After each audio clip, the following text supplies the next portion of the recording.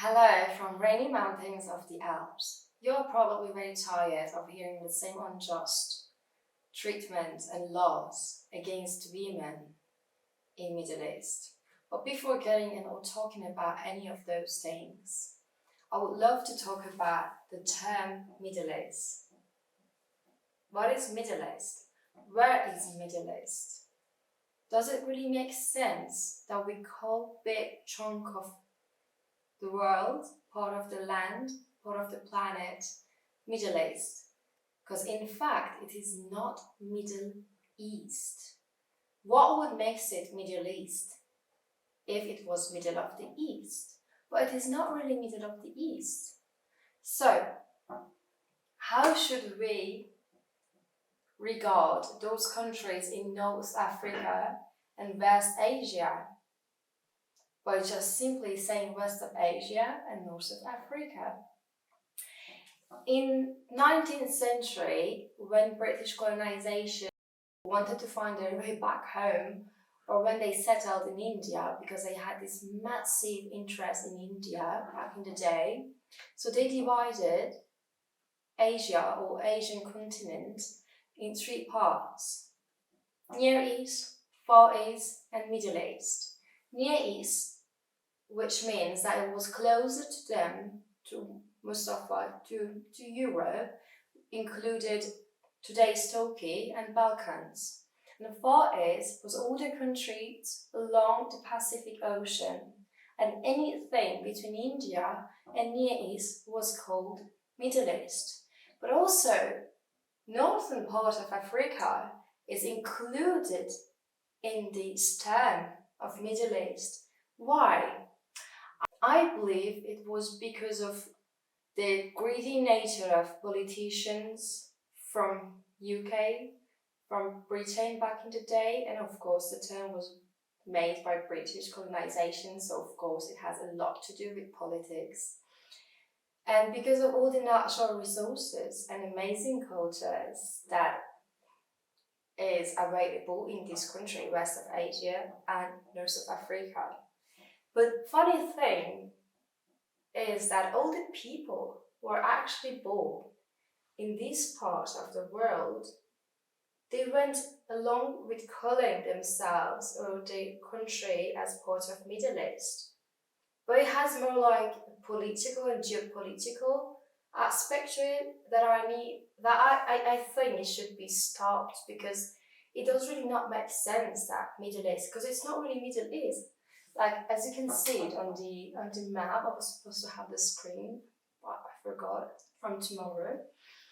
But yeah, as you can see it on the map, since I have been traveling in the past, like non-stop, like a nomad, I'm a nomad. I've been traveling, and then I've been in some rural areas like cities and villages that some people, they have heard about even, but they do not really know, because not so many people are really good at geography. We know that, it's okay. So when they ask me where it is, I would say West of Asia. I would never say Middle East, because it has lots of geopolitical, like when you say Middle East, it's all about politics, oil, politics, and conflicts with the superpower, which is the US. So Iran is it's a pretty famous country because of its conflicts with the US, and also because of its civilization in Persian Empire, and also a beautiful culture. And it's a beautiful country. So when you ask me, I would say it's West of Asia. And that is why I would love to encourage everybody else, especially new generations, like the latest ones, and to really change the things we have been told to say, or we just like went with it because everybody else doesn't say it, but it is incorrect. It's not really true. So, and of course there was this American strategist not worth mentioning his name, in 1902, he also, in his writings, he also regarded this place, anything between Arabia and India, as Middle East. But I mean Saudi Arabia, or I mean like Tunisia, Yemen, they're all parts of Middle East. So it's like it's time to really stop calling it Middle East as like this part of the world that has gone through so much problems and conflicts, and the conflicts that they didn't really ask for it. It's just because they had lots of natural resources that so many other countries depended on it. I mean, take a look at Yemen right now. It's like completely.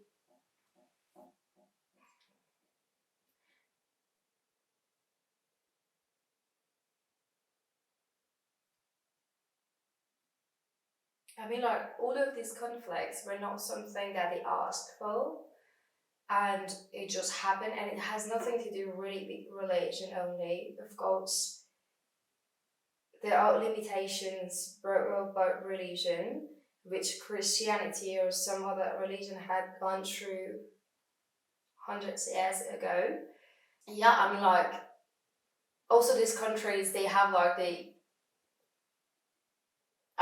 all these countries could be really living happily and peacefully together, but it's not profitable for so many people who are like feeding themselves by selling weapons and, of course, trying to change the change of the price market of oil. So all these conflicts are quite profitable for other people. So that's why it's not really easy for other politicians to put an end on it. I mean, take a look at Yemen right now with the oldest tree, such a beautiful country,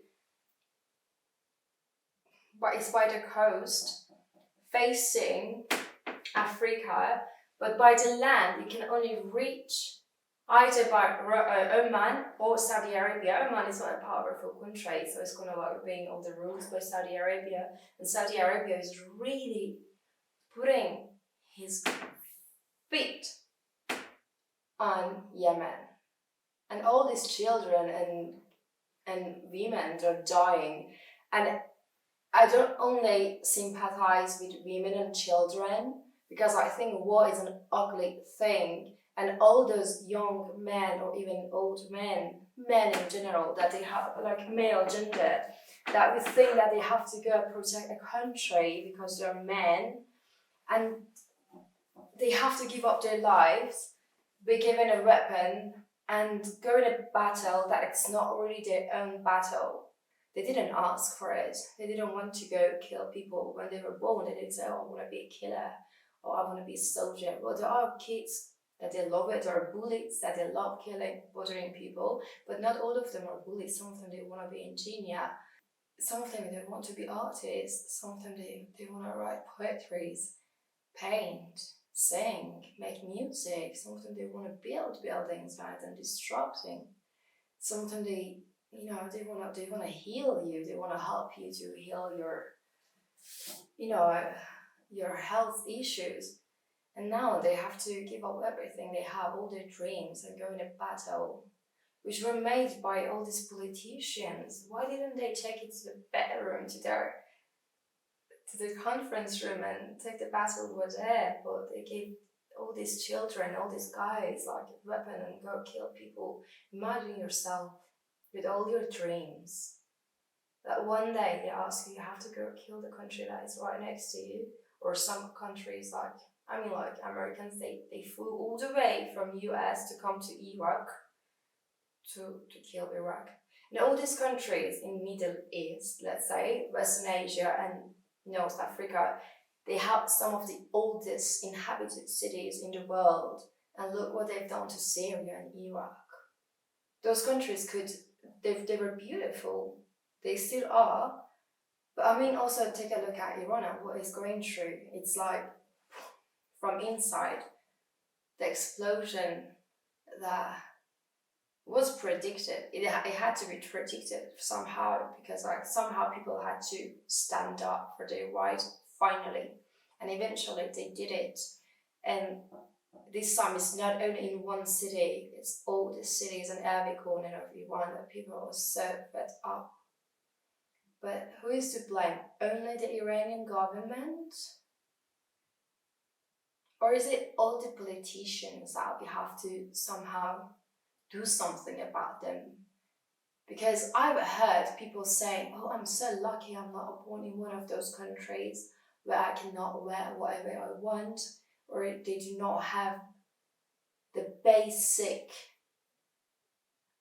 morality and the governments are oppressor. I've heard people saying that, like one of those countries. It came really nasty to my ears. In that moment, I was just like puzzled. They didn't know I was from one of those countries. And I was really puzzled. I mean, be grateful, say your thank yous. It's nice to be grateful. But like saying it that way, it means that you have like really given up. But what if we are all alive in this time in the world because we were meant to, not just being grateful by comparison? There are people who are actually born in West of Asia and North of Africa, but they live abroad and they say the same thing. I'm so lucky I'm not back home, like escape that. And yeah, I brought my kids to have a better life and stuff. But what we are all like, it's not only about us having a better life, but it's like about us doing something so everybody in this world can actually have a better life. Because like, if you're privileged to live outside of those countries, then you can actually think out of the box because you're not being oppressed. There's nobody's feet on your head to push you down and down.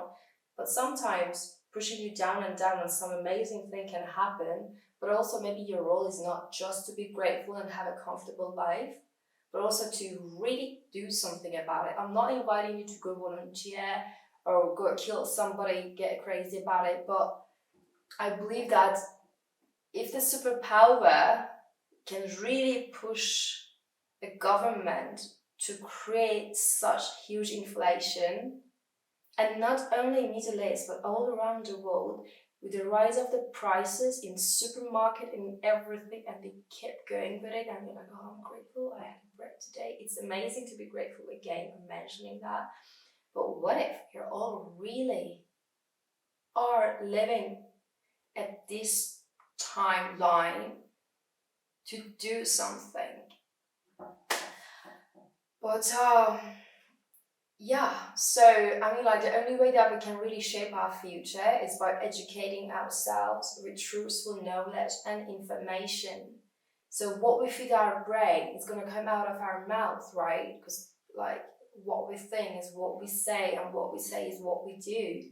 So if we really give like this information to our head that are truthful and right, correct, then we're spelling it. We put a spell on it. It's not only you put a spell on something with your magical wand, but your magical wand is your mouth. So you create your thoughts, and then with that you say it. That's why it's called spelling.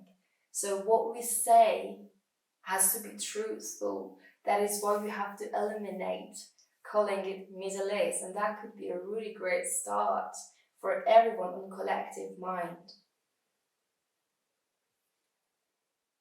There are so many information out there that you can't really imagine.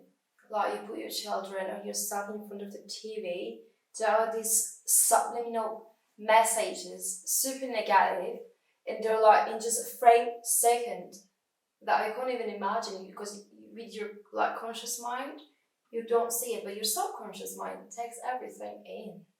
But like your subconscious mind, unconscious and conscious mind, they're all one. We're part of one mind. And on a collective mind, we're all really connected. So like, if some part of the collective mind is filled with negativity or wrong information, it's gonna affect everybody. So we all have to work really hard, because the war is not only in what we see, it's greater than that, beyond this atmosphere. So, and yeah, we'll cover more interesting topics in the next videos, and I hope we can shed more light on the isolated nation of Iran and what they're going through. And yeah, so see you guys in the next videos. Bye.